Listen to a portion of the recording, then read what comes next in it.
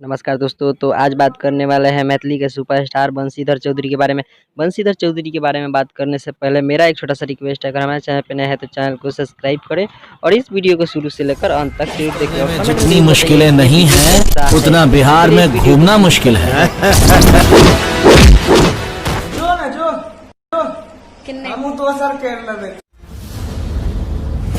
ये लड़का कुछ न कुछ तो गांव में के लिखाई छियो नाम के जान प्लेट से हाथ काट के लिखाई छियो नाम के जान प्लेट से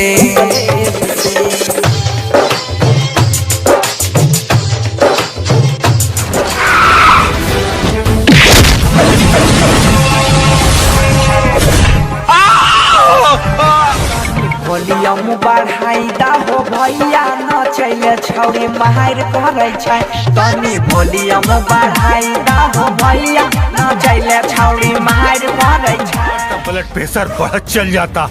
योगी योगी योगी आर यू फीलिंग गुदी गुदी?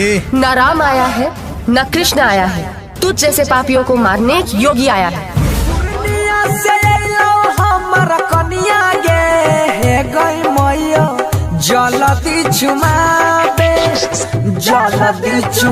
ग मैया दवाई खैला के बाद तोरा कुछ ना